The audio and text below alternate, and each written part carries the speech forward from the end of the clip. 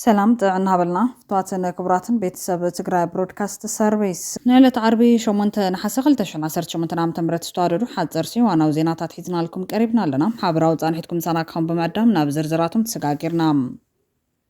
بقدامنت كندغندينت بتات زينا نابخم كنبل حيلتات صمدو هتوت وصاني كم زم حلالفو أفليتوم أم حرايت ألاين أيل ناين فلتن زبالة جنرال كم فدانيو بوغانو أبت صمدو زرزر حبريتا هيبولو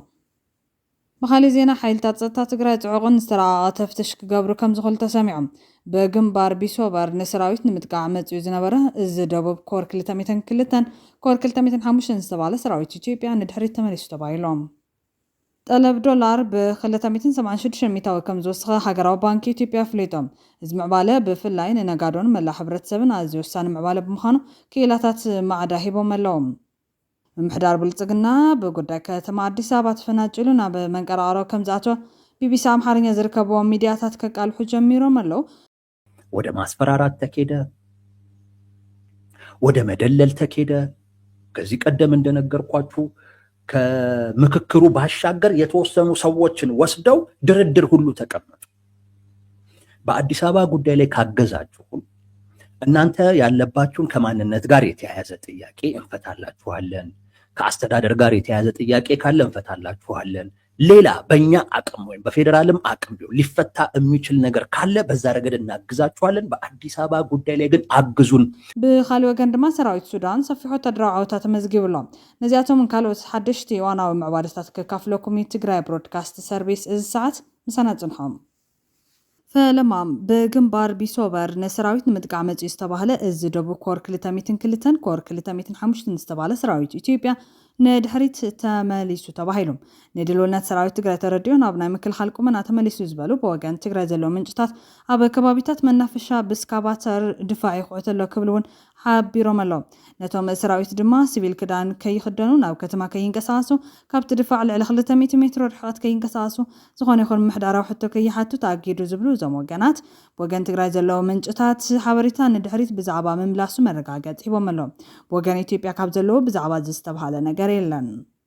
ناو كالي حبريتان تنسجر حيلتات زتا تقرأي تعوغن استراغة تفتش كقبرو كم زخل تسامعهم من حبريتنا كم زملاخاتو تفتش اب كلن معروفو نفرت زلون ماتون موزن زلون كبابيتات تقرأين بزقبا كابنا بن زملالس زلو زخون يخون اكال كم زكاير زغلت زملكت حاد حبريتا زترا تفتش كقبرن ادراشو تمزجيبو كتحزن دليت كم زلو يزغلت زلوم جاشا بزعرف الهوتيلن قطناناتيون ابز ملكتو اكال ريبورت غيرو كمزغاو كقبر مخانون يملكت ما بقس تفتش دما استفلالي بانداتات جاسوسات سللتي زي سرو حسوت زورهن زقانونون تلاختي ترف مرف درجي كاب استفلالي كوابيتات هاجر تغرينيا زخولو بزحات سبات ملميلو نابت تقرأي عملاخن موفارن يركب سرعة بلتقنا زبل ترطارة مخانو يتحبرتا زملاختام أوشتو معاتينا هو كتن عقرقر نمفتار ناي مرحت مخاين تارقا نمفلات تتخيلو مرحت نمانصال كنقادة لينا يلوم أنا بتعلم بمورات حبريتان موساد استفلاليو لوخ حيزوم زماتون زخدون سبات سلزلو بزراغا مرمران مقبار عقداسي كبلون تحبريتا يردم بخالي وغان ممحدار بلصقنان بغداي كتما አዲስ አበባ ተፈናጭሩና መንቀራሮ ከምዛቶ ቢቢሲ አምሃርኛ ዝርከቡ ሚዲያታት ከቃል ሑጃሚሮም በሀገራዊ ምክክሩ ላይ የአዲስ አበባ ጉዳይ ለምን መቋጫ ሳያገኝ ቀረ የአዲስ አበባ ጉዳይ በተመካካሪዎች ዘንድ ከስምምነት ላይ ለመድረስ ያልቻለ ነጥብ ሆኗል ልቃይት ንዓኹም አዲስ አበባ ንዓና ዝብል ጉጉይ ስልሒት ሒዙን አዲስ አበባ ክውንን ዝሃቀነ ውሉድ ኦሮማራ ዝኾነ ናይ ኦሮሞ ብልጽግና ተዛቀነ ፈሽሉና መፍረራሕን ቀጥን ትእዛዝ ሙራድን ና ማሕዳሪ አምሓራ ከበዳ አረጋ መጥንቀን ከምዛቶ ያ ምንጭታት ሰረጋገጹ ዘሎም ከቡድናዊ ሴራ እስከ ማስፈራሪያ የዘለቀው የአዲስ አበባ ጉዳይ የለየለት ፍጥጫ ላይ ደርሶ ውጥረቱም አይሏል። ለወትሮ የብልጽግና ሻማያጅ ሆነዋል የሚባልላቸው ኢዜማው ብርሃኑ ነጋ እስከ አብኑ በለጠ ሞላ ወደ መጨረሻው ምዕራፍ የደረሰው አዲስ አበባ ላይ የተሸረበውን ሴራ አንቀበልም ብለዋል። የብልጽግናው አለቃ ታዛዥ ናቸው የሚባልላቸው አረጋ ከበደ አዲስ አበባ ጉዳይ አሻፈረኝ ብለዋል። ከባህር ዳር በረው አዲስ አበባ የተገኙት አረጋ ከበደ አርፈ ተቀመጥ የሚል ቀጭን ትእዛዝ ከ4 ኪሎ ቢደርሳቸውም ከፊላሚንጎ የኦቦ ሽመልስ አብዲሳ ቢሮ ዘለፋ ዛቻ ቢደርሳቸውም እጅ አልሰጥም ማለታቸው ተነግሯል። የአማራ ተወካዮችና እንደ ኢዜማ ያሉ የዜግነት ፖለቲካ ቀንቃኝ ፓርቲ ተወካዮች በመጨረሻው ምዕራፍ ጉባኤውን ረግጠው ለመውጣት ማስጠንቀቂያ ሰጥተዋል። በዚህ ዝሓረው ኣብቲ ምክኻር ዝተሳተፉ ተወከልቲ ክልል ኣምሓራ ጥርዓኖም ናብቲ ኮሚሽን ከም ዘቕረቡ ምንጭታት ዋዜማ ሬድዮ ሓቢሮም ብተሳተፍቲ ዝተፈረመ ናይ ጥርዓን ደብዳቤ ብዕለት 5 ነሓሰ ርእሰ ምሕዳር ኣምሓራ ኣረጋ ከበደ ኣብ ዝተረኸበሉ ናብ ኮሚሽን ቀሪቡ ዋና ኮሚሽነር ኮሚሽን ፕሮፌሰር መስፍን ኣራያ ከምኡውን ምክትል ዋና ኮሚሽነር ሁሪት ገብረ ስላሴ እቶም ናይ ጥርዓን ደብዳቤን ናይቶም መልሲ ዝሃቡ ኣፋዊ ጥርዓናትን ዝተቐበሉ ኮሚሽነራት ክዘራረቡን መልሲ ክህቡን ኢና ኢሎም ካብቶም ዝቐረቡ ጥርዓናት ኣብቲ መስርሕ ምክክር ሪቶ ንምግላጽ ዝግበር ዝነበረ ዘይፍትሓዊ ተግባር ኣብ መንነትን ስነ ሓሳብን ዝተመርኮሰ ጻጢ ተማኸርቲ ብኣካልን ብጽሑፍን ሪቶም ክቕይሩ ዘገድድ ጻጢ ናይቲ ኮሚሽን ክኢላታትን ፓነል ምሁራትን ኣዳሊዎ ዝምልከት ጉዳያት ተኣማንነትን መስርሕ ምምክኻርን ከምኡውን ካልኦት ጉዳያት ከም ዘለዎ ኣመልኪቶም አዲስ አበባ ናይ ፌደራል ጥራሕ ትኹን ዝብል ዝነበረ ዘርብ ናይ ኦሮሚያ እውን ትኹን ዝብል ትእዛዝ ብምፁ ተኣከብቲ ከም ዝነፀግዎን ብሓይለ መልጥ ግን ከኣቱ ከም ዝተገበረ ይሕዝ ዝወፅእ ሓበሬታ ኣረጋጊፁ ዘሎ ጥምረት ኦሮማራ ንምዕራብ ትግራይ ናብ ኣምሓራ ጠሪሩ አዲስ አበባ ድማ ንኦሮሚያ ክዕድል ሓቂን እኳ እንተነበረ ምዕራብ ትግራይ ሰዋኑ ዝኾኑ ተጋሩ ወይ ብሰላም ወይ ዝተኸፈለ ተኸፊሉ ናብ ንቡር ቦትኡ ክምለስ እዩ ዝብል መርገፂ ብምሓዞም ግን ጥምረት ኦሮማራ ኣብ አዲስ አበባ ክሰጋገር ተገዲዱ ፍሽለትን ድማ ኣጋጢሞ ሕዚ ናብ ምግማዕን መንቀራቅሮን ከም ዝኣተው እዮም ተንተንቲ ዝገልጹ ዘለው ንምዃኑ ትኸይዲ ከመይ ገይሩ ናብዚ ደረጃ ወጥሪ በፂሑ ንዝብል ብልጽግና ዝኣተዎ መንቀራቅሮን ዝምልከት ብሓፂሩ ነዚ መስል ክትከታተሉ ዓዲምና የአዲስ አበባ ጉዳይ ሰሞነኛ ጉዳይ ነው። በጣም እያነጋገረ ያለ ጉዳይ ነው። በምክክር ሂደት ውስጥ ብዙ ጉዳዮች ላይ መግባባቶች ተፈጥረዋል። እንደዚህ የሚባል ነገር አለ። ብዙም ትርጉም የሌላቸው ማለት ነው። ለምሳሌ የብሔር ፌዴራሊዝሙን በሚመለከት እንዲቀጥል ተስማምተው በሌላ በኩል ደግሞ አንቀጽ 39ን አወጣ ነው ደግሞ ይሉናል። ምን ትርጉም እንዳለው አላውቅም። ምንም ትርጉም የለውም። ወደ አዲስ አበባ ጉዳይ እንሂድ። አዲስ አበባ የፌዴራል መቀመጫ ትሁን ወይንስ የኦሮሚያ ክልል መቀመጫ ትሁን ወይንም አዲስ አበባን ፌዴራል መንግስት በብቸኝነት ያስተዳድራት ወይንስ የኦሮሚያ ክልል ያስተዳድራት የሚል መከራከሪያ ነበር። ሌሎች አማራጮች ቀርበው ነበር። እነሱ በእነዚህ ሁለት አማራጮች ተዋጡ። ለምን? ብልጽግና ራሱን ለሁለት ከፍሎ እነዚህ አዲስ አበባ ክልል ትሁን አዲስ አበባ ራስ ገዝ ትሁን የሚለውን ነገር እንዲጠፉ አደረገና ፉክክሩ ወይንም ክርክሩ እሱ በሚፈልጋቸው ሁለት ጉዳዮች ላይ እንዲሆን አደረገ። ስለዚህ ክልል ይሁን ራሷን በራሷ የምታስተዳደር ራስ ገዝ ትሁን የሚሉትን አማራጮች እነሱ ከጨዋታ ውጪ እንዲሆኑ ራሱን ከፍሎ አንደኛው ወገን በኦሮሚያ ስር ትሁን አንደኛው ወገን በፌዴራል ስር ትሁን አለ። እነዚህ ክልል ትሁን ራስ ገዝ ትሁን የሚለው ድምፁ አነሰ። ድምፁ ሲያንስ የፌዴራል የሚለው በተወሰነ ደረጃ እሱን የሚደግፉ ስለሆኑ ያኛውን ውድቅ ለማድረግ ሲሉ ወደ ፌዴራል አዘነበሩ። በቃ የፌዴራል መንግስት ትሁን የሚለውን ድምፃቸውን ወደዚህ ያደረጉ። ክርክሩ አዲስ አበባ በፌዴራል ስር ትሁን አዲስ አበባ በኦሮሚያ ስር ትሁን የሚለው ነገር ብቻ ሆነ። በቃ በዚህ በሁለቱ አማራጭ ብቻ ፍሬም አደረገው አጀንዳው። ወደ 50ዎቹ ሄደ። 50ዎቹ ላይ የፌዴራል ይሁን የሚለው አለፈ። በኦሮሚያ ስር የሚለው በቃ እሱ ውድቅ ሆነ። 250ዎቹ ጋር ሲሄድ የ250ዎቹ 250 ተመካካሪዎች ያሉበት ብዙዎቹ የፌዴራል ትሁን በሚለው ሲስማሙ ከላይ በመጣ ትዕዛዝ በሚል አንድ ዱብዳ ነገር ተፈጠረ። በቃ ጭቅጭቁ እሱ ነበር። ያም ምንድነው? አዲስ አበባ የፌዴራል መቀመጫ እንደዚሁም የኦሮሚያ ዋና ከተማ ትሁን የሚለው አማራጭ ቃለ ጉባኤ ላይ ይስፈር የሚል ትዕዛዝ ከበላይ መጣ።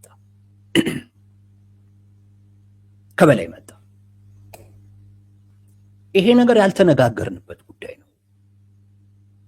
እስካሁን ድረስ ስንመጣ በ10 ቡድን ውስጥም እያለን በ50 ቡድን ውስጥ እያለን ይሄ ነገር አልነበረም።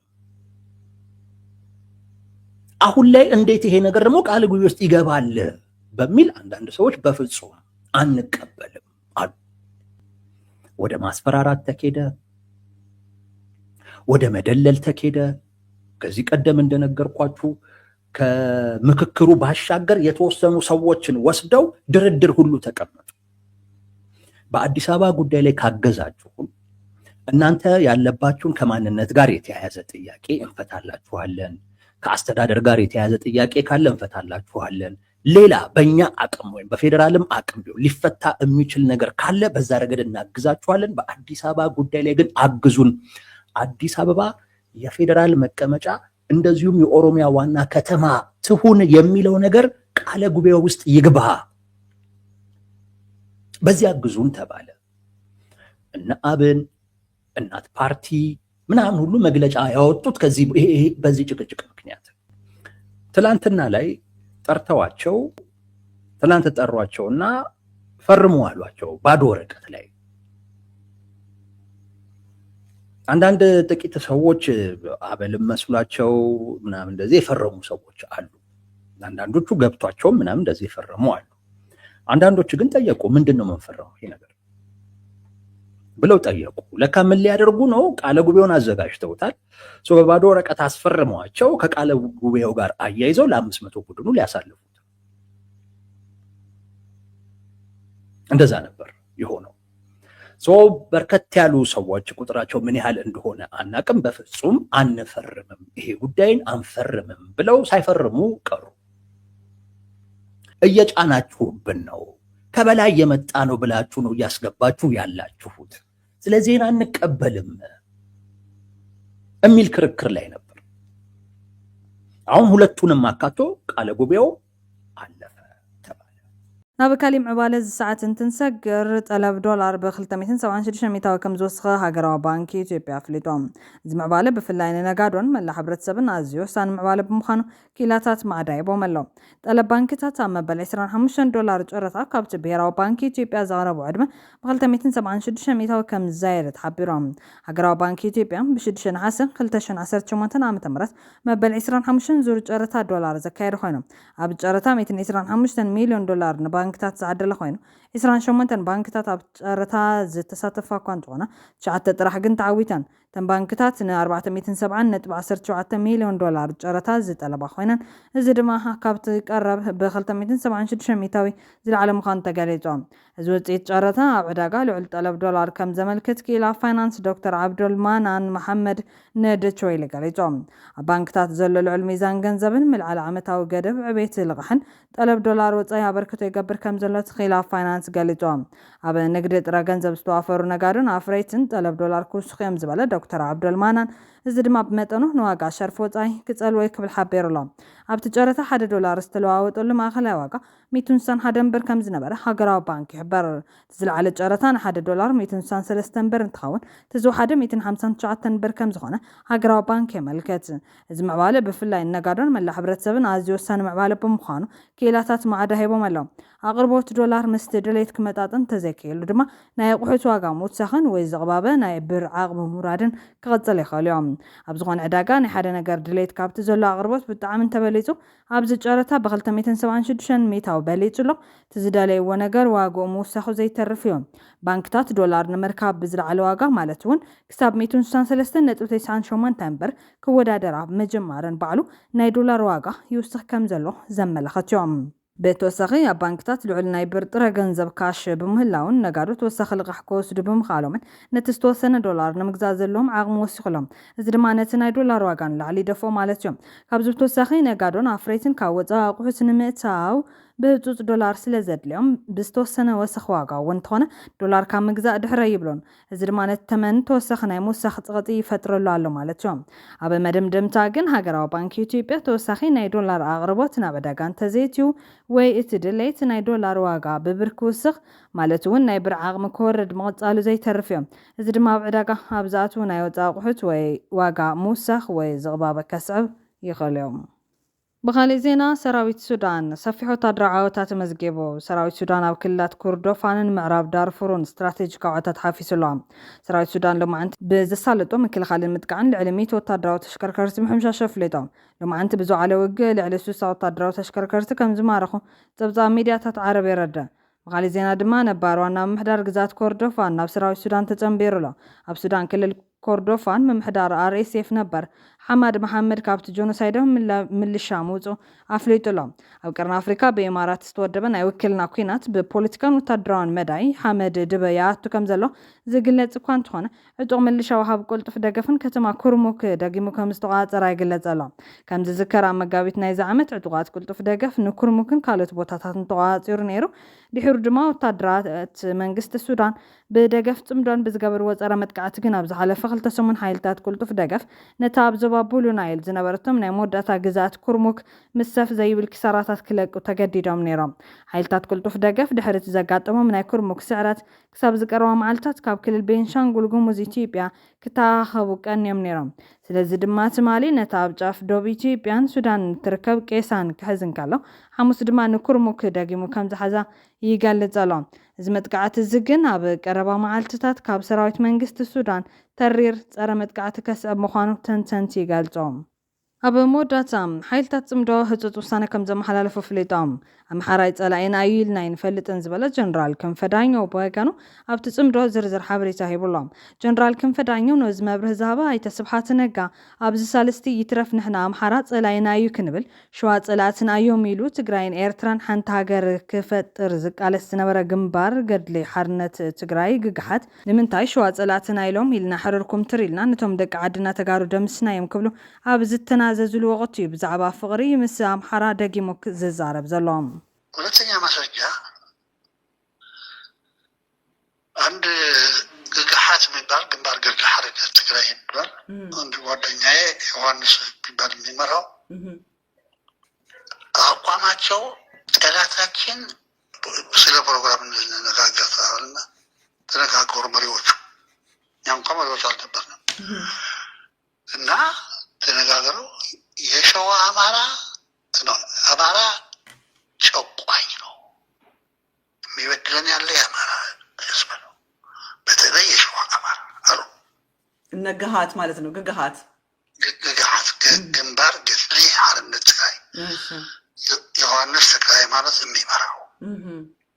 ጓደኛዬ ማለት ነው እሺ ተቃጠልን የትግራይ ህዝብ የኢትዮጵያ ህዝብ ከመስፍንነት ነፃ ልናወጣው ብለን እየታገልን ይሄ ደግሞ ተረኛ ጨቋኞች ብሔሮችን እየከፋፈሉ ቃል ወስዱ ነበር ብለው ግዳይ በሪሁና ግዳይ ስዩም ነበር በዚያች ስብሰባ ፋይናሊ እናጥፋቸው ተባለ እንምታቸው እንደብሳቸው ተባለ ተመሳስናቸው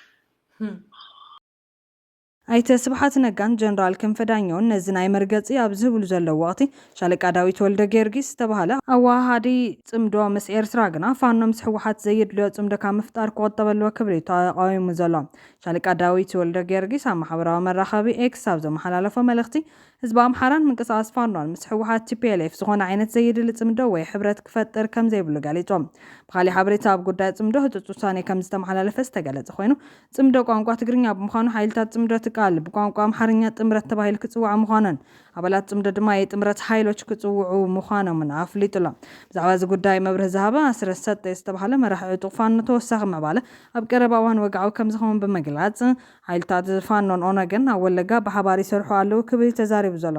ዝርዝር ሓበሬታ ካብቲ ኣምሓራይ ጸላኢና እዩ ኢልና ይንፈልጥን ዝበለ ጀነራል ክንፈዳኛውን ካብ ኣስረስ ሰጠ ዝተባሃለ መራሒ ዕጡቕ ፋኖ ብሓፂሩ ስዒቡ ቀሪብሎ ክትከታተሉ በክብሪ ንዓድምና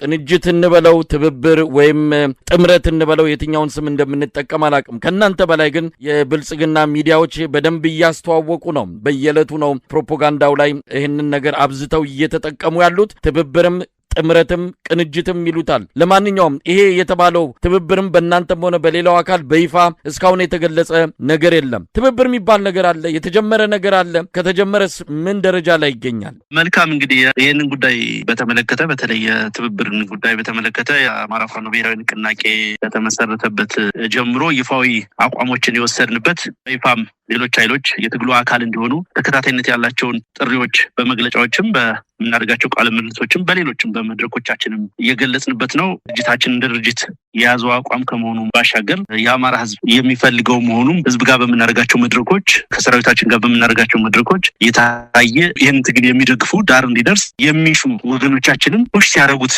የነበረው ጉዳይ ወደፊት እንዲመጣ ግፊት ሲያደርጉበት የነበረው ጉዳይ ነው። ያንን ተከትሎ ሌሎች ኃይሎችም ተመሳሳይ አቋም ይዘዋል። በተለይ ጸረ ብልጽግና ተጋድሎ የሚያደርጉ መሬት ላይ ተጋድሎ እያደረጉ ያሉ ኃይሎች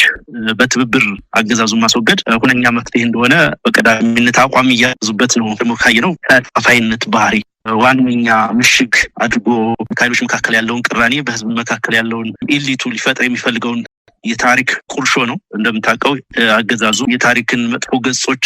ሲፈልግ ነው የሚውለው። እነኚህን የታሪክ መጥፎ ገጾች ናቸው ያላቸውን ደግሞ በህዝብ መካከል ልዩነት ለመፍጠር በደንብ ካፒታላይዝ አድርጎ ነው የሚጠቀምባቸው። ስለዚህ እድሜው የሚረዝመው የሚኖረው ነታችን መካከል ነው ብሎ ስላመነ በዛ እየሰራበት ነው። አንፃር መተባበር በጣም ወሳኝና አስፈላጊ መሆኑን ሁሉም ኃይሎች እያመኑበት በመምጣታቸው ስራዎች እየተሰሩ ነው። በተጨባጭ እንቅስቃሴዎች እየተደረጉ ነው። ነገር ግን በምን ጉዳይ በምን ማዕቀፍ እስከምን ድረስ እስከምን ወሰን እንዴት የሚሉ ዝር ጥያቄዎችን የሚመልስ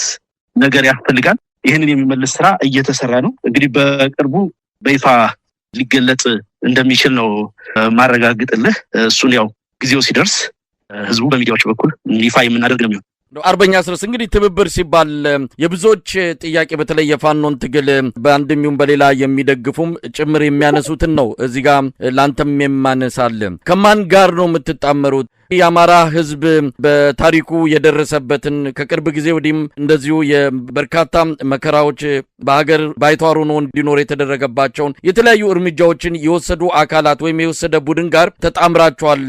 ስለዚህ ቀይ መስመር አልፋችሁ ነው ይህን ጥምረት ወይም ትብብር እያደረጋችሁ ያላችሁት ብለው በከፍተኛ ደረጃ የሚቃወሙ የፋኖ ደጋፊዎች እንዳሉም ታዝቤያለሁ። ስለዚህ ስትጣመሩ ከማን ጋርና በምን ጉዳይ የሚለውን ከወዲሁ እንደው ግልጽ ማድረግ ይቻላል ወይም በዚህ ጉዳይ ላይ የእናንተን አቋም ማወቅ ይቻል ይሆን? መልካም። ይሄ በተደጋጋሚ የሚነሳ ጥያቄ ነው። ነገር ግን እዚህ ጋር እንደ ነገር ማንሳት ያስፈልገናል መሰለኝ። የትላንት ታሪክን የትላንት ቁርሾን ቂምን እናንሳ ተባለ ኢትዮጵያ ውስጥ የሚተባበር ኃይል ማግኘታችንን እጠራጠራለሁ። እንደሚታወቀው ኢትዮጵያ ታሪክ ብዙ የጦርነት ታሪካችን ጎልቶ ይነሳል። በዚህ የጦርነት ታሪካችን ውስጥ ደግሞ የውጭ ወራሪዎችን እንደተዋጋ ነው ወይም ለኢትዮጵያ ብሔራዊ ጉዳዮች የኢትዮጵያ ህዝብ እማቅ ድሎችን እንዳስመዘገበው ሁሉ በውስጥም ደግሞ ቀላል የማይባሉ ጦርነቶች አካሂደዋል። ቀላል የማይባሉ የእርስ በርስ ጦርነቶች ተካሂደዋል። ከመካከለኛው ዘመን ጀምሮ ያለውን ታሪካችንን እስከ ቅርብ ጊዜ ድረስ ብትተነትን ብታነሳ ብትቆጥር በርካታ ኢንሲደንቶችን በርካታ የእርስ በርስ ጦርነቶችን ማንሳት ትችላለህ። አንዳንዶቹ አንድን ዘር ወይ አንድን ህዝብ ለማጥፋት የኃይል የበላይነት፣ የባህል የበላይነት፣ የፖለቲካ የበላይነት፣ የቋንቋ የበላይነት ለመያዝ የተደረጉ ጦርነቶች ይኖራሉ። የሪሶርስ ሽሚያ ጦርነቶች አሉ። ለእምነት ወይ ለሃይማኖት ተብሎ የተደረጉ ግጭቶችና ጦርነቶች ይኖራሉ አሉም። ለስልጣን ወይ ለፓወር የተደረጉ ጦርነቶች። ስለዚህ በዚህ ሂደት ውስጥ የተፈጠረ ሀገር ነው ሀገሩ። ይሄንን ነገር የምናነሳ የምንመነዝር ከሆነ የትላንት ታሪካችንን እንመርምር ከተባለ ማንም ከማንም ጋር ሳይተባበር ሁሉም ብቻውን ነው የሚቆመው። ሁሉም ወደ ያቅጣጫው ነው ሊተም የሚችለው። ያ ደግሞ ማለት ተፈጥሯዊ አይደለም። ያንንም ታሳቢ ተደርጎም ፖለቲካ አይሰራም። በአጠቃላይ እንዲህ አይነት አስተሳሰብም ፖለቲካል ነው ብዬ ነው። ስለዚህ ቀይ መስመር አለፈ የሚባለው የፋኖ የህልውና ጥያቄዎች ኮምፕሮማይዝ ካደረገ እንደሚታወቀው የአማራነት እንቅስቃሴና አጠቃላይ የትግላችን ማዕቀፍ ከኢትዮጵያዊነት የማይጋጭ እና የማይጣረስ እንደመሆኑ መጠን ከዚህ ከኢትዮጵያ ሁለንተናዊ አንድነትና ህልውና ቆም ኃይሎች ጋር ወይም የተነሳብን ዓላማ እና ጀስት ኮዝ ጥሩ ከተነሳ ነው እንግዲህ መስመር አልፏል የሚባለው። እነኚህን ነገሮች እስካስጠበቀ ድረስ ይሄ ጉዳይ በዛ ልክ ሊታይ የሚገባው አይደለም። ህዚቲ ዋና ዋዕፃፅ ወይ ከዓ ናይ ፅንተት ሓይሊ ድሌታቱ ንክፍፅም ስጋኣት ይኮነን እዮም ዝበሎም ተፈቲሖም እዩ ዝኣምነሎም ጉዳያት ንኸይፍትሑን እንደገና ኣብ መንጎ ትግራይን ኣምሓራን ካሊእ ዘይዛርብ ጎንፂ ንክዘርኢ ይንቀሳቀስ ስለ ዘሎ እዩ። ስለዚ ትኽሲ ብቀጥታ ምስ ህወሓት እውን ስለ ዝተሓሓዙ ታሪካዊ ፀላኢ ዝብል እዩ። ከም ዝፍለጥ ኣብ ደብረ ማርቆስ ከይዱ ካብ ህወሓት ዘልሉ ድማ ናብ ሃፀይ ዮሃንስ ከይዱ ደቅኹም ምስ ደቂ ሃፀይ ዮሃንስ ይሰርሑ ኣለዉ፣ ሃፀይ ዮሃንስ ግን መፅኡ ዝገበረኩም ትፈልጡ ኢኹም ዝብል ካሊእ ኣብ ጎጃም እውን ናይ ባዕሉ ሓደ ታሪክ ክፈጥር ዝኸዶ ርሕቀት ነይሩ። ከመይ ኢኻ ትሪኦ ንህዝቢ ኣምሓራ ከመይ ኢኹም ትሪእዎ ኣብ ናይ 17 ዓመት ቃልስኩም ኣጠማምታኩም እንታይ ይመስል ነይሩ ተደጋጋሚ ዝለዓሉ ተረኻት ኣለዉ ፀላኢ ኢልኩም ተወሲንኩም ገምጊምኩም ዘቐመጥኩም ህዝቢ ኣሎ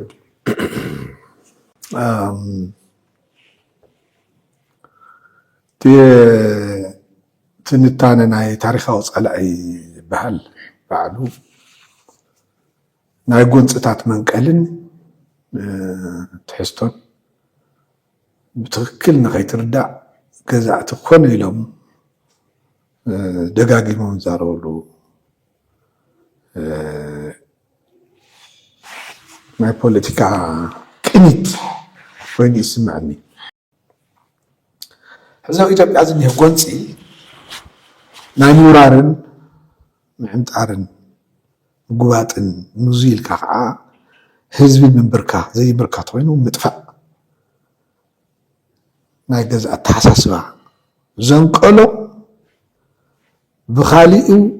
እቲ ሓደ ዋልታ ከዓ ኣይንግዛእን ምባል ናይ ሓፂር እዋን ክኾን ይኽእል ናይ ነዊሕ እዋን ቃልሲ ዝፈጠሮ ጎንፂ ኮይኑ እናሃለወ ናብ ታሪኻዊ መንነታዊ ጉልባው ክትወስዶ ምድላይ ብባዕሉ ድሕረት እውን እዩ ኩሉ ህዝቢ እውን ከስተውዕሎ ዝግባእ ናይ ሕማቕ መሸፈኒ እዩ ብጭቡጡ ግን ተጋሩ ነምሓራ ይኹን ንኻሊእ ህዝቢ እንታይ ኢና ነርና ዘዛረቦ እንተዝረክብ ህዝቢ ኣምሓራ በብቦቱ ዘሎ ኣምሓራ ተሓቂ ኣብ ነዊሕ ክትዕ ምወፀ ይኣምን ሕዚ ዝዕብልለ ኣተሓሳስባ ስለ ዘሎ ዘየዛረብ ኩነታት እውን ስለ ዘሎ ሕዚ ዘይክዛረብ ይኽእል እዩ ከምኡ ኮይኑ ግን ናይ ባዕልና ተግባር ናይ ባዕልና ዕላማ ከዓ ክግለፅ ስለ ዘሎ ሃፀይ ዮሃንስ ፀረ ኣምሓራ ኣይኮይኖም ኣይፈልጡን ኩሉ ዓዲ እዮም ዝብልዎ ኣብ 17 ዓመቶም ኣብ ቃልሲ ኣብ ህዝቢ ምድሓን ኣብ ወራር ምፍሻል እዮም ኣሕሊፎምዎ ኩሉ ወራሪ ይምክቱ ነይሮም ሙዚቅ ቀዳምነት ከይበሉ በቲ ሽዑ ዝነበሮ መረዳድኣ ኩሉ መስዋዕትነት ክኸፍልሉ ዝኽእሉ ሓደጋታት እናኣትዉ መሪሖም እዮም ፀረ ኣምሓራ ኮይኖም ኣይፈልጡን ምስ ምስራት ህዝባዊ ወያነ ሓርነት ትግራይ ክንርኢ ከለና ካብ መፈለምቱ ጀሚሩ ንፁር ቋሚ ሒዙ እዩ ተላዒሉ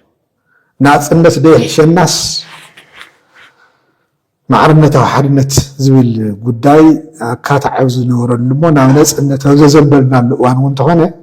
ኣብዚ ሕዚ እኒሄ ናይ ኢትዮጵያ ኩነታት ሓቢርካ ምንባር ይከኣልን ዝብል ቋሚ ሒዙ እውን እንተኾነስ ንህዝቢ ኣምሓራ ከም ፀላ ኣቐሚጡ ሓንቲ መዓልቲ ዘትዮ ይፈልጥ ኣብ ኢትዮጵያ ዘሎ ዓብላላይ ስርዓት ዓብላላይ ስርዓት እዚ ዝመፀ ዝተሃንፀሉ መንገዲ እንትንትን እንተሎ ናይ ኣምሓራ ገዛእ ደርቢ ይብሎ ንብሎ ነርና ሕዚ እውን ክንብሎ ኣለና ዝሕዚ ስልጣን ኒህኮ ኣምሓርኛ ዝዛረብ ናይ ኦሮሞ ገዛእ ደርቢ ክንብሎ ኢና ስለ ዝኾነ ግን እዚ ንመርትዕ ዝመፅእ ኣይኮነን እቲ ናብ ስልጣን ዝመፅእ ሓይሊ ናይ ኣምሓራ ገዛኣይ ሓይሊ እየ ኢሉ ብናይ ኣምሓራ መንነት ተሸፊኑ ዝሰርሕ ምዃኑ ጥራሕ ኣይኮነን ህዝቢ ኣምሓራ ከም ኩሎም ህዝብታት ደርባዊ ምዝመዛ በፅሕዎ እዩ ዝተረገፀ ዝተመዝመዘ ፍትሒ ዝሰኣነ ብደርባዊ ወፅዓ ዝተሰኮነ እዩ ኢልና ኢና ንኣምን ነርና ሕዚ እውን ትኽክል እዩ ብኡ ልክዕ ክንቃለስ ከለና እውን ሕልፊ መስዋዕትነት ክንከፍል ዝገበረና ኣይተወፃዕኹን ኣይተወደልኩን ኢሉ ዝኣምን እውን ዝግምት እውን እንተሃልዩ ክሳዕ ዝኣምን ዝግምትን ንሓባራዊ ማዕርነታዊ ስርዓት ክንቃለስ ኣለና ክንብል ዝገበረና ህዝቢ ኣምሓራ ከም ህዝቢ ፀላእ ኣይኮነን ጥራሕ ኣይኮነ ዝተመዝቢዙ ተረጊፁ እዩ ኢልና ስለናምን እዩ ናይ ኤርትራ ጉዳይ ጀነራል ከመይ ኢኻ ትጥምቶ ናይ ኤርትራ ላዕለውነት ከመይ ኢኻ ትጥምቶ ኣብ መንጎ ናይ ትግራይን ኤርትራን ዘሎ ርክብ ከመይ ኢኻ ትጥምቶ ቀፂሉ እውን ኣብ መንጎ ህግደፍን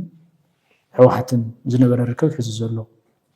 ንቅድሚት ከመይ ክኾነ ኣለዎ ኢኻ ትብል ምስ ላዕለውነት ተተሓሒዙ ናይ ኤርትራ ላዕለውነት ይኹን ህላወ ሓደጋ እንተመፂኸ ቅዋም ጀነራል እንታይ ይኸውን? ቀዳማይ ነገር ኣብቲ ስክራምብል ፎር ኣፍሪካ ዝበሃል ወይ ኣፍሪካ ናይ ምቅርማት ፕሮጀክት ዝበሃል ቅድሚ ቀዳማይ ኩናት ዓለም ቅድሚ እዩ ዝነበረ ዘተ ምኒልክ ኣይተሳተፈን ሃፀይ ምኒልክ ኣይተሳተፈን ኣብቲ ምቅርማት ግን ምስ ጣልያን ምስ እንግሊዝ ምስ ፈረንሳይ ኮይኑ ተማቒሉ እዩ ሃፀይ ምኒልክ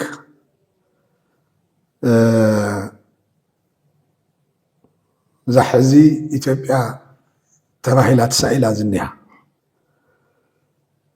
ብምልእታው እንተዘይኮነ ጋምቤላን ሶማልን ድሓር እዮም ኣኔክስድ ኮይኖም ወይ ተሓዊሶም ንኦም ከይሓወስካ ክሕዝ ኤርትራ ጣልያን ክሕዝ ፈረንሳይ ጅቡቲ ክሕዝ እንግሊዝ ምስ ሱዳን ገፅ ክሕዝ ኬንያ ገፅ ኣብ ዝነበረ ትልሚ ስዒቡ ዝመፀ ምቅርማት መንግስቲ ኢትዮጵያ ሽዑ ዝነበረ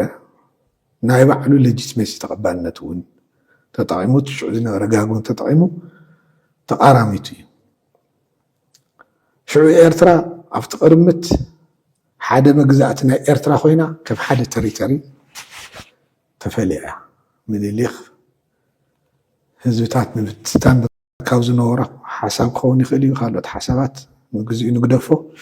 ተቃራሚቱ እዩ ኤርትራ ካብ ባዕዳዊ መግዛእቲ ቀፂላ ናብ ባዕዳዊ መግዛእቲ እያ ከይዳ ጣልያን ትገዝኣ ነይራ ኣብ መንጎ እንግሊዝ ድሕሪ ኩናት ዓለም እንግሊዝ ከም ሞግዚት መመሓደር ኮይኑ ኣትዩ ካብ ፍታውን ድሌትን ህዝቢ ኤርትራ ወፃኢ ድሓር ሃፀይ ስላሴ ከዓ ኣኔክስ ገይርዋ ብምጭርባር እውን ብምሕሳብ እውን ስለዚ ካብ መጀመርያ ጀሚሩ ዝሕዝንያ ኢትዮጵያ ቅርፂ ክትሕዝ ከላ ገለገለ ፅዋያት እናሓወስካ ምብልሻው ገዲፍና ኤርትራ ኣብ ባዕዳዊ መግዛእቲ ጣልያን እያ ወዲኣ ኣብ ድሕሪና እንግሊዝ ከይዳ ካብኡ ናፍቲ ባዕዳዊ መግዛእቲ ዝሸጣ ኣሕሊፉ ዝሃባ ዝተቃራመታ ኣብ ቅርምት ዝመቐላ መግዛእቲ ኢትዮጵያ ከዓት እያ ክጥየቁ እንተኮይኖም ብሞራላዊ ዝኾነ ሕቶ ዘይምሕታቶም ክጥየቁ እንተኮይኖም ተጋሩ ንምንታይ ናብ ክልተ ተገሚዕና ክንብል ነይሩና ምኒልክ ገዝአና ጣልያን ገዝአና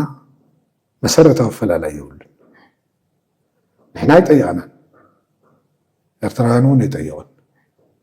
ንምንታይ ካብ ተጋሩ ተፈሊና ዝብል ማለት እዩ እዚ ሓሊፉ መግዛእቲ ኢትዮጵያ ምስ ቀፀለ ኤርትራ ካብ መግዛእቲ ናብ መግዛእቲ ኣይንሰጋገርን ዓርስና ብዓርስና ክነመሓድር ኢና ኢላ ምቅላስ ጀሚራ ተቃሊሳ ከዓ ኣሰኒፋ ዝቃልሱ እዚ ባዕዳዊ መግዛእቲ ምዃኑ ባዕዳዊ መግዛእቲ እውን ፍትሒ ከግኒ ዝግብኦ ምዃኑ ፍትሒ ዘግኒ ከዓ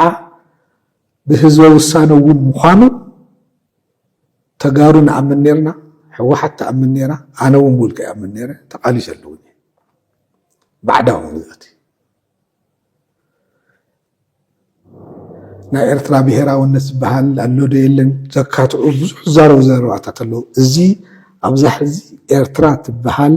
ሃገር ዝኒ ህዝቢ ናይ ባዕሉ ምሕደራ ዝነበሩ ክልተ ሰለስተ ባዕዳዊ መግዛእቲ ኢትዮጵያ ወሲካ ዘንገላትዑ ህዝቢ እዩ ካብዚ ሓራ ወፅኡ ኣሎ ብቃልሱ ሓራ ወፅኡ ኣሎ እዚ ብቃልሱ ሓራ ዝወፅኦ ቅድሚ ህዝቢ ናብ ሓደ ቃለ መሕትት ገሊፅ ይርአ ዝኾነ ይኹን ሓያል እየ ዝብል ጠጠው ከብሎ ዝኽእል ስለዘይነበረ እዩ ብዓወት ትዛዝም ህዝቢ ኤርትራስ ብቃልሱ እዮም ፅውዎ ቅድሚ ጀብሃ ምጅማራ ቃልሲ ነይሩ ጀብሃ ምስ ጀመረት ቃልሲ ቀፂሉ ህዝባዊ ሓይልታት መፅኡ ህዝባዊ ግንባር ኮይኑ ጀብሃን ህዝባዊ ግንባር ቀፂሉ ተውሽጢ ዝነበረ ጎንፅታት ምሳና ተወሲኹ ሓሊፉ ከይዱ ህዝባዊ ግንባር እናመርሖ ህዝቢ ኤርትራ ተዓወቱ መቐፀልታ ናይ ተቕድሚ እዮም ዝነበሩ ቃልስታት ንብሎ እዚ ቃልሲ እዚ ጠጠው ከብሎ ዝኽእል ሓይሊ ተዝነብር ሕዚ ኣዲስ ኣበባ ኮይኑ ዘሎ ዝፍክር ሓይሊ ወሲካ ጠጠው ከብልዎ ምኽኣል ነይሮም ግን ኣይከኣሉ የግዳስ ናይ ትግራይ ቃልሲ ተወሲኹ ንባዕሉ ባዕሉ ከመሓድር ዘይኽእል መንግስታዊ ስርዓት ኢትዮጵያ ፈረኽረኽ ኢሉ ኢትዮጵያ ኣብ ጠቕላላ ናይ ምብታን ሓደጋ በፂሓ ነይራ ምክንያቱ እቲ ጎንፂ ከቢድ እዩ ነይሩ ፀረ ህዝቢ ኣተሓሳስባ ዝመርሖ ዓምጣራይ ፋሽስታዊ ስርዓት ስብርብርብርብር ኢሉ እቲ ብሓይሊ ሒዝዎ ዝነበረ መግዛእታዊ ሃገር ከዓ ክመርሕ ይከኣልን ነይሩ ኤርትራስ ንባዕላ ሓራ ክትወፅእ ካብ ምግባር ሓሊፉ እቲ ማዕበል ናብ ካሊእ እውን ዘሰጋገረ እዩ ኣብ ቃልሲ ህዝቢ ኢትዮጵያ ንሕና ንባዕልና ከም ኢትዮጵያ ወሲድና ናይ ተጋሩ ዝነበረ ሮል ንወይኑ ክምዘን ከሎ ሚዛኑ ካሊእ እዩ ኣብ መንጎ እቲ መግዛእታዊ ስርዓትን ኣይንግዛእን ባዕዳዊ መግዛእቲ ኣይንግዛእን ዝነበረ ህዝቢ ኤርትራ ዝነበረ መስተጋብር ክንሪኦ ኣለና ግን ነቲ ናይ መግዛእቲ መሓውር ስብርብር ዘበሎ ፀረ መግዛእታዊ ቃልሲ እዩ ስለዚ እዚ ተሸይጣ ተሓንኪራ ክበሃል ይኽእል እዩ ግን ተሓክርሲ እዩ ኣብዚ ናተይ ናይ ባዕለይ ቅዋም ትክክለኛ ቃልሲ እዩ ጉዳይ ኤርትራ ውሽጡ ዘሎ ጉዳይ ባዕሉ ህዝቢ ባዕሉ ክገብሮ እዩ ናይ ኢትዮጵያ መግዛእትን ጨፍጫፍን ግን ብዚ መንገዲ እዩ ክዛዘብ ነይርዎ እቲ መንገዲ እሱ ከዓ ተዛዚሙ ሃለኹ እየ ዝብል ብሶቪየት ዩኒየን ዝድገፍ ልዕሊ ፍርቂ ሚልዮን ሰራዊት ዝነበሩ ኣፍሪካ ተወዳዳሪ የብሉን ዝበሃል ዝነበረ ሓይሊ ጠጠው ከብሎ ደይኽእል ነይሩ ዋላ እቲ ካልኦት ቃልስታት ብፍላይ ናይ ትግራይ ቃልሲ ናይቲ ቃልሲ ኣካል ከምዘይኮነ ጌርካ ሓሲብካ እውን ተትግቡጦ ጠጠው ከብሎ ደይኽእል ነይሩ ዝጠለመ መሪሕነት ይጥለም ኣብ ኤርትራ ዝነበረ ቃልሲ ኤርትራ ጠጠው ዘብሎ ነገር እዩ ምክንያቱም ናይ መሰልን ናይ ሓርነትን ናይ ናፅነትን ቃልሲ እዩ ነይሩ ወለዶ እናተቐባበለ ዘምፅኦ እዩ ስለዚ ብኡ ተዓዊቱ እዚ ባሕሪ ሸይጦም ከምዚ ገይሮም ኣመሓሊፎም እናተባሃለ ፅውፅዋይ ተደጋገመ ካሊእ ክሳራ ክኸስሩ ገብሮም እንተዘይኮይኑ ዘምፅዎ ሓዱሽ ታሪክ ኣይህሉ ንሃተይ ቅዋም ቀዳምነት ዝኾነ ይኹን ህዝቢ ክትንከፍ ከሎ ዝኾነ ይኹን ሉኣላዊ ስልጣን ክትንከፍ ከሎ ጌጋ እዩ ክንብል ኣለና ኢለ የዛምን ጌጋ እዩ ክንብሎ ዝግባእ እንተነኣስና ካብ ሰብ ክሓስቦ ዝኽእል እንተነኣስና